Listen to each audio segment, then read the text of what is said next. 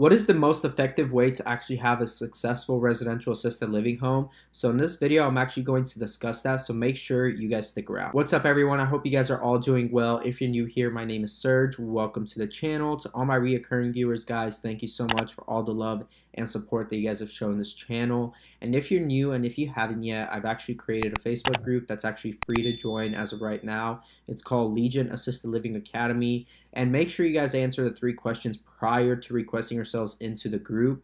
So without further ado, let's go ahead and jump into the topic of this video. I actually want to discuss the most effective way to actually have a successful residential assisted living home. And the first thing I want to actually discuss is your guys' home. The home is so important when it comes to actually having a very successful residential assisted living home. You guys would be surprised of how many homes I've seen in the past and currently still that are really not in the best condition to actually take care of residents.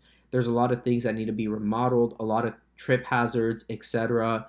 It's a sad thing to see, and it's a sad thing to actually realize that there's homes out there taking care of these residents that are properly not cleaned and properly not set up to take care of the elderly. So guys, you guys need to understand how important it is to actually have a really good home. And don't just go out and try to get something just to start. Make sure that it's actually in decent condition and it will be an environment that most people would want to actually come and visit. And think about it as for yourself and as for your family and any loved ones that you guys would want to place in there, and if they would actually like it. And if you could live there yourself, then most likely it's a decent home and it's in good condition. So think about it like that, guys. And at the end of the day, it is your business. So you want to make sure you want to have a really decent home and probably something better than your competitors or the other residential assisted living homes in that area. And that's going to ensure you guys success. But with that being said, it's one thing to find the property and having a decent property, but then it's another thing to actually get residents in there, like I've mentioned multiple times in other videos. And how do you do that? How do you go from just setting up your home and getting licensed and zoned, getting the proper staff in place, and then actually getting residents into your home? And how can you effectively do that successfully? Well, the best way to actually do it is making sure that you are willing to put in the work. You guys will ultimately be willing to put in the legwork to actually get those beds filled. And the way you do that is by properly going out into your community and making sure that people are aware of your home and are aware of your assisted living home. And I say that multiple times, and I say about networking, etc. And I need you guys to understand that and grasp that. You guys will not be able to get any type of business by just doing, running ads to your website page, especially if you don't have reviews yet, and especially if you're really new. You want to start doing that, like I've mentioned in previous videos about getting leads from running Facebook ads to your website, but you want to make sure that you actually have a reputable reputation in the community in order to actually effectively have a successful home. And so with that being said, guys, you want to make sure that you go out and you tell people that you have a residential assisted living home in the area that you're in, and that you take care of the elderly. Go out and do some legwork and get your name out there. Go introduce yourself to social workers, to case managers, to discharge planners, to hospices. Anybody who's in the healthcare community, you want to at least for them to know you, for having a home and knowing that you're actually there. Because if they don't know that you're actually there, you're most likely going to be, you're not going to be on their radar, and you want to be on everybody's radar one way or another. So anything to make you stand out would really help, whether it's your personality, whether it's something that you do, go bring them cupcakes, or you've done something to just stand out. That will put you on the radar of all these different people who have potential clients or residents to move into your home. And that's how you're going to effectively get residents into your home and actually build your reputation. And then once you do get residents into your home, it's another important key factor that you guys need to consider is actually providing and making sure that you're staying on top of everything with your families and your residents and building that rapport with the families.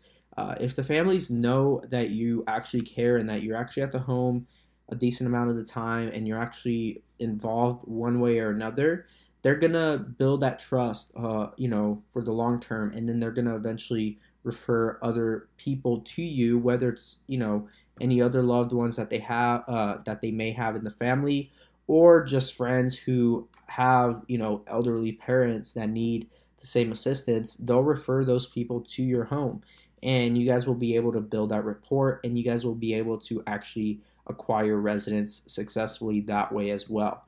And so, guys, that is another way to successfully run a residential assisted living. And then another way to make sure that you can ensure an effective, successful residential assisted living is by having the proper team of attorneys and bankers and CPAs, etc., and even caregivers. Having that effective team around you who's going to implement things in order to have a successful business and also be able to protect you against anything that could go wrong.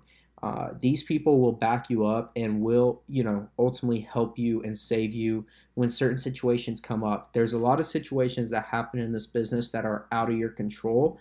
You obviously put things in place to prevent them as much as possible, but certain situations do happen. And for instance, I had a fall. I had a resident who had a seizure. These are all things that happen, right? But everybody kind of worked together to make sure that the resident was taken to the hospital properly, and made sure that x-rays were done when the resident fell. Things were put in place in order to make sure that the resident was ultimately safe and that they were going to recover from the incident that they had. So that's going to obviously help you guys when it comes to having a successful residential assisted living. And there's a lot of things that happen that, just fires that you're constantly, or they'll happen, and that's the role of being the owner and the manager and the administrator, even, is putting out these fires. You're gonna have days that are really good, days where things don't go south, or things hit the ceiling, and that there are gonna be days that are really good. But then there's going to be days where you're just going to have to just really be running around, putting out fires left and right, making phone calls, making sure everything's okay, making sure that things are being properly taken care of. And that, I can personally say that there's been a lot of things that happen literally back to back. And yes, was I running around? Was I a bit stressed out? Yes, but that's part of running a business. And that's part of just being really an entrepreneur and being a business owner, is constantly putting out fires, constantly, because if every day was just this really nice and relaxed day, honestly, that would take the fun out of it. Honestly, I think it would just not be as intriguing. I like things that challenge me, and personally, if you're that type of person, you're going to love this. You're going to enjoy it, and I enjoy it very much, because at the end of the day, I know that I'm doing something to protect and make sure that my residents are being taken care of. So these like little fires that come up every once in a while, I know that they're ultimately going to make me a more sharper business owner and a better care homeowner. So I will be able to prevent certain things in the future from certain incidents that happen that normally I would not have thought about it happening or anticipated it to happen. But with that being said, guys, don't be afraid to start. Don't be afraid to get into this. And you guys will have a successful home as long as you guys are being willing to actually be involved, and you guys are willing to actually care about the residents, and you're not just strictly doing it for the money or strictly doing it because you guys just want to find something new. I get it. It's always kind of one of those things where like the intentions are good, and you want to start something new and to take care of the elderly, but at the same time you're doing it just because it's something new and you guys think it's another way of making another form of income. But just understand, there with any business venture that you guys end up getting into, whether it's this or something else, there's always going to be something that you're going to have to deal with, right? There's never going to be a business venture that you get into that's going to be headache free and that's going to be just completely passive and hands off. Even being a landlord with rental properties, right? Long-term rental properties, you're still going to have to put out fires occasionally, probably not as often as like assisted living or like Airbnb or anything of that sort, but you guys will still have to be hands-on one way or another.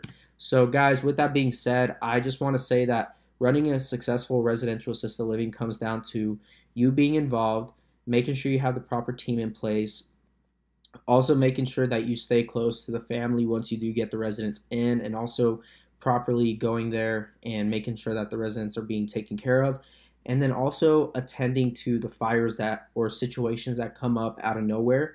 Properly attend to them, get those matters resolved in a timely manner.